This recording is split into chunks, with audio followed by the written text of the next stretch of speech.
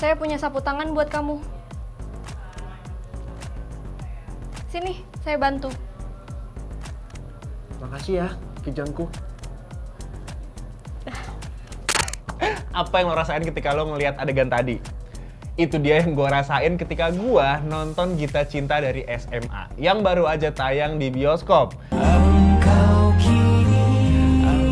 Kamu nantang saya? Kamu pikir kamu tuh siapa? Masuk sini! Aku sangat merindukanmu, Gali. Aku merindukanmu, Ratna.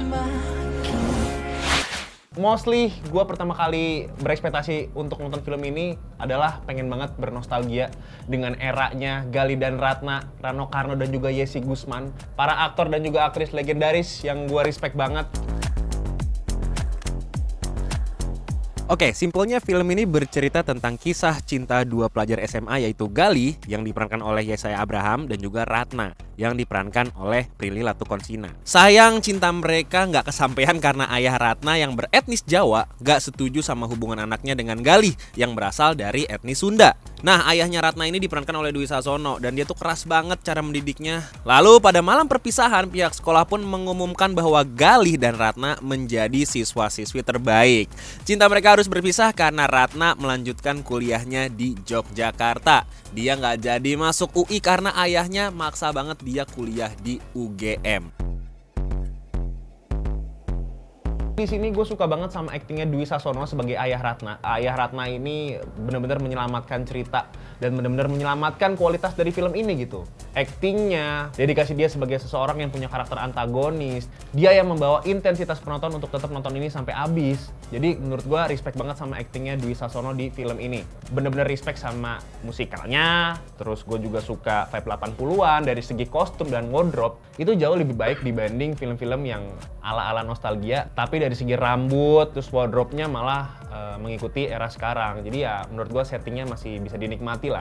Film ini kan menyatukan visual dan juga audio gitu. Audio dari mana dari musik, visualnya dari mana dari film gitu, dari gambar. Dan di sini gue pengen ngucapin apresiasi sebesar-besarnya untuk soundtrack di film Gali dan Ratna. Ini dia nih yang gue tunggu-tunggu. Modernisasi, remaster lagi dari lagu Gali dan Ratna yang udah kita kenal di era 1979 dan era 80-an yang udah menjadi legenda, dan sekarang masih bisa banget gue nikmati secara lirik dan juga vibe lagunya. Dari segi bahasa juga ini memakai bahasa baku dan gue paham banget kenapa sutradaranya itu Montitiwa memakai metode ini, karena biar bisa relate ke era 80-an dan masih bisa pakai pakem yang sama film sebelumnya gitu, sama film yang diperankan oleh Rano Karno dan juga Yesi Gusman.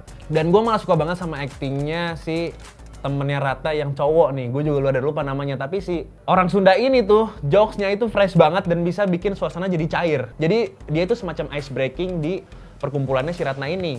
Dan teman-teman Ratna pun menurut gue aktingnya juga udah maksimal, Prilly juga udah aktingnya bagus. Ya saya sebagai pendatang baru juga udah bisa menjanjikan lah sebagai Galih ya. Gue paham banget ketika pertama kali gue nonton film ini, gue tuh berpikir bahwa ini yang memerankan Galih, ini sosok Galih ya yang diperankan sama Rano Karno zaman dulu, itu siapa ya yang bakal menggantikan dia? Ternyata aktor baru lewat film pertamanya, menurut gue Yesaya Abraham bisa dibilang cukup berhasil lah memerankan karakter Galih.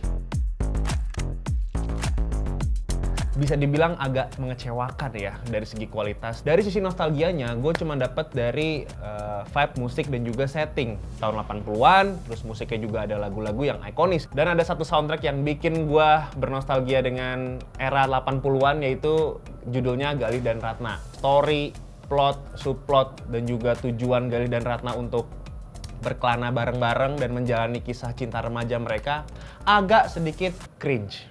Banyak banget adegan yang sebenarnya bisa dimodernisasi lagi di era sekarang, tapi tetap berpatok kepada era di tahun 1979. Next, gue juga agak nggak relate sama adegan minum di kantin gitu.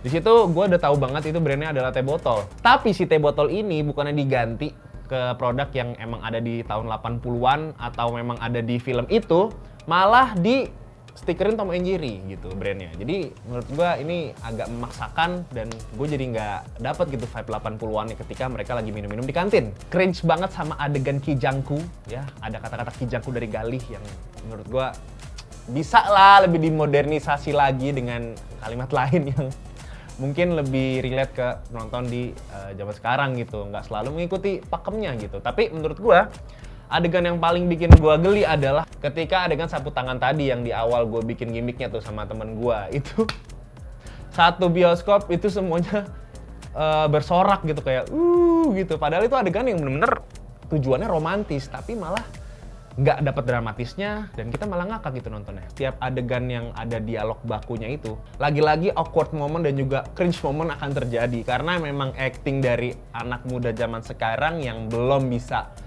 merasakan feel di era 80-an itu menurut gua jadinya agak gagal gitu. Dari segi plot, story, dan juga tujuan film ini dengan menyelesaikan masalah konfliknya itu terlalu gampang dan terlalu bisa ditebak sama penonton. So, ini agak spoiler karena di ending ada sequelnya yaitu Puspa Indah Taman Hati judulnya. Gue berharap banget di Puspa Indah Taman Hati ini semua story dan semua yang bekerja di dalam film ini tuh bisa lebih maksimal lagi. Jadi, gue berharap juga film ini bisa jadi ajang nostalgia yang udah tua-tua, mungkin bokap nyokap lo atau bokap nyokap gue gitu, yang bisa merasakan kembali nostalgia 80-an, dengerin lagu-lagu yang ikonis dan juga dance gerakan-gerakan yang kita bisa temui itu di era 80 yang sekarang tuh jarang ditemuin gitu. So, overall rating gua untuk film ini gua kasih 5/10. Kalau kalian berapa? Kalau kalian udah nonton, tulis kolom komentar review kalian. Kalau kalian belum nonton, ekspektasi kalian nonton film ini tuh karena apa gitu. Alasan kalian nonton film ini tuh karena apa. Tulis juga di kolom komentar. Sekian review kali ini bersama gua Nandika. See you dan sampai bertemu di review selanjutnya. Bye-bye guys.